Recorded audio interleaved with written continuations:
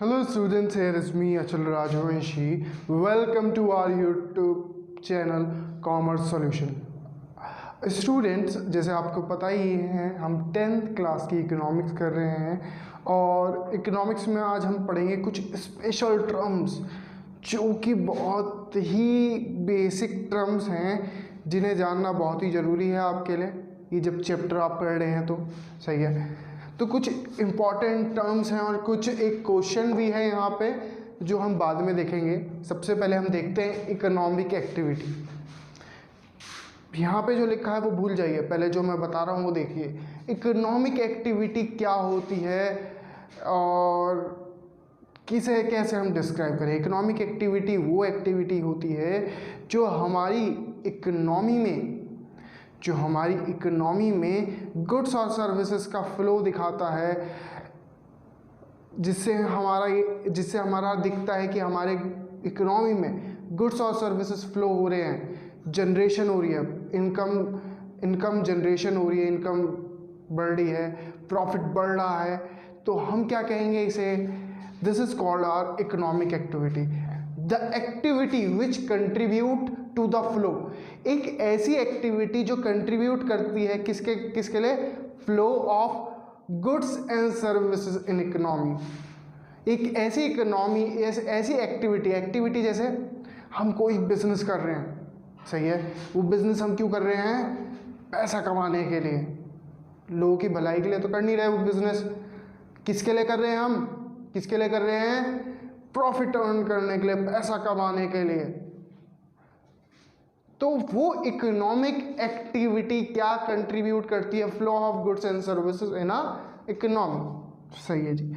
अब बात करते हैं जीडीपी की। जीडीपी क्या होता है? पहले इकोनॉमिक एक्टिविटी समझ में। इकोनॉमिक एक्टिविटी एक वो एक्टिविटी जो हम सिर्फ क्यों करते हैं? To earn profit, to earn income, not for a social welfare, सही है। और ये एक्टिविटी किसको क्या प्रभावित करती है?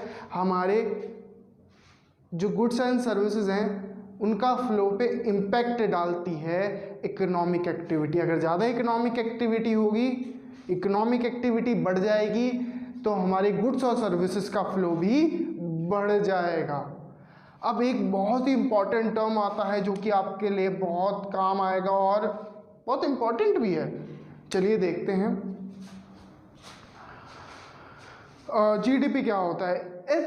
इट इज़ द वैल्यू, पहले ये देख लेते हैं। It is a value of all final goods and services produce with in the country during a particular year.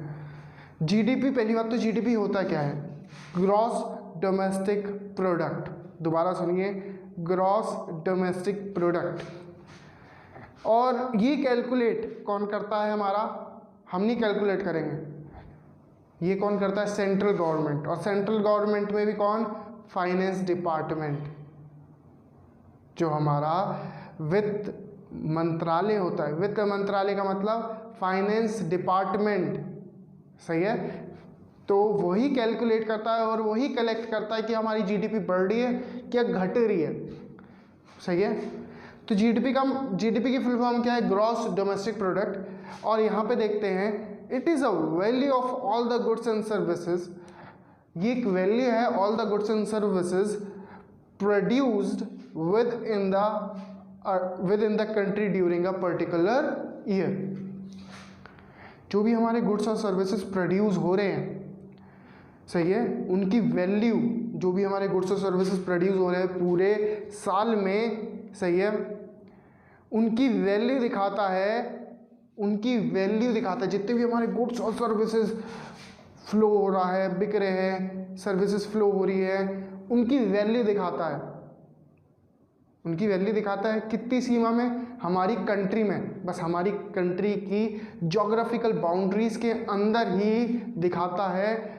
और एक पर्टिकुलर ईयर, जैसे हम कह सकते हैं 2020 से 2021 के बीच में कितनी जीडीपी रही, सही है। एक पर्टिकुलर ईयर में ये बताता है कि इतने गुड्स और सर्विसेज का फ्लो हुआ और रेट बढ़ा या रेट घटा, उनकी वैल्यू दिखाता है। वैल्यू की मदद से ही हम क्या कह सकते हैं? जीडीपी हमारी बढ़ी है या घटी है। इस वक्त जीडीपी क्या हो रही है? हमारी घट रही है, सही है। अब बात आती है फाइनल गुड्स की और इंटरमीडिएट गुड्स की। देखिए फाइनल गुड्स एक वो गुड्स होते हैं, फाइनल गुड्स एक वो गुड्स होते हैं जो कंज्यूमर डायरेक्ट कंज्यूम करता है। जैसे ब्रेड आप डायरेक्टली कंज्यूम करते हैं, कंज्यूम मतलब खाते हैं, वो एक आपके लिए फाइनल गुड हो गया। सही है, सही है। एक ऐसा गुड या ऐसे प्रोडक्ट जो आप डायरेक्टली कंज्यूम करते हैं और उसके बाद उसका यूज़ नहीं होना होता, that is called the final good. और ये ज़्यादातर कौन खरीदते हैं? कंज्यूमर खरीदते हैं। कंज्यूमर का मतलब customer. Milk, bread, marker, I am using a marker, पर मैं इसे सेल नहीं कर रहा, ये मैंने मार्कर खरीदा बट इसे मैंने परचेज क्यों करा? For my consumption. तो ये क्या हो गया? This is called final good. ये क्या बन गया हमारा? Final good. बात आ जाती है इंटरमीडिएट गुड की। These goods are use during the production process. एक ऐसे गुड्स हैं जो आपका प्रोडक्शन प्रोसेस में काम आते हैं। जैसे कि एग्जांपल, पनीर बनाने के लिए आपको क्या चाहिए? मिल्क चाहिए। चलो जी, ये भी नहीं, दूसरा एग्जांपल लेते हैं। फर्नीचर बनाना है आपको, फर्नीचर बनाने के लिए आपको क्या चाहिए? लकड़ी चाहिए या वुड चाहिए ना आपको। तो वुड से आप क्या बनाएंगे आप वुड से? फर्नीचर बनाएंगे, ऑफ कोर्स फर्नीचर बनाएंगे। तो हम क्या कह सकते हैं? Intermediate goods. जो इंटरमीडिएट गुड्स होते हैं वो गुड्स हमारे फाइनल गुड्स को बनाने में या फिनिश्ड गुड्स को बनाने में, फिनिश्ड का मतलब एक प्रॉपर प्रोडक्ट बनाने में हेल्प आउट करते हैं। मैंने एक लकड़ी ली, लकड़ी मंगाई, लकड़ी जो हमारा कारपेंटर था उसने क्या करा? प्रॉपर उस लकड़ी में फेविकॉल करके, जो भी करके उसने क्या बना दी? चेयर्स बना दी। जो लकड़ी है वो मेरे लिए क्या, वो कौन सा गुड रहेगा? इंटरमीडिएट गुड, क्योंकि वो गुड मुझे फाइनल गुड बनाने में मदद कर रहा था या हेल्प आउट कर रहा था।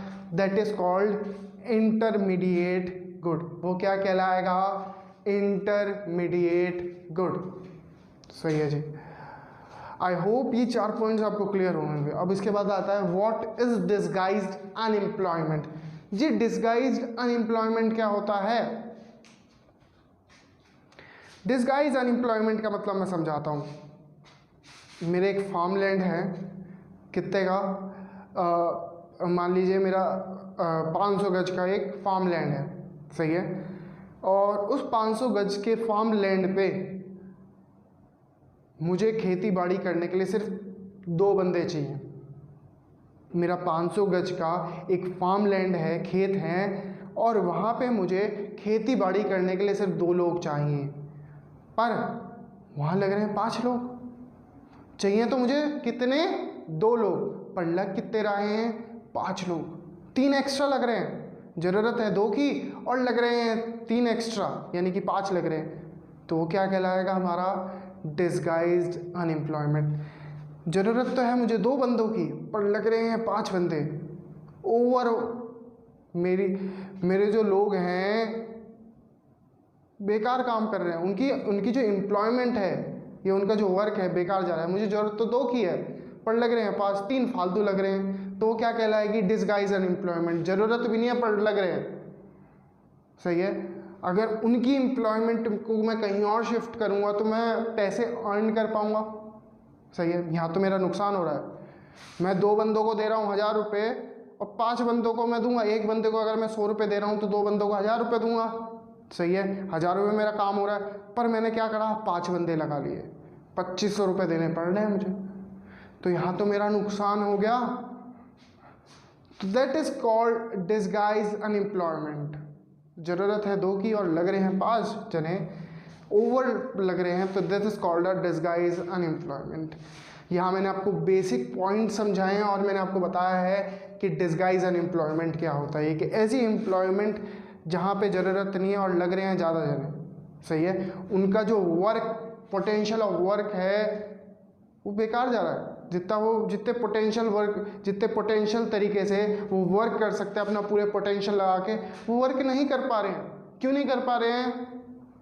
बिकॉज उन्हें क्या मिल रहा है? उन्हें कुछ प्रॉपर एम्प्लॉयमेंट नहीं मिल रही, या हमने उन्हें प्रॉपर शिफ्ट नहीं कर रखा, तो ये क्या होगा, डिसगाइज्ड अनएम्प्लॉयमेंट। आई होप ये वाली वीडियो आपको क्लियर होगी। अगर इसमें आपको कोई भी प्रॉब्लम है तो आप मुझे कभी भी कमेंट करके पूछ सकते हैं। Thank you so much.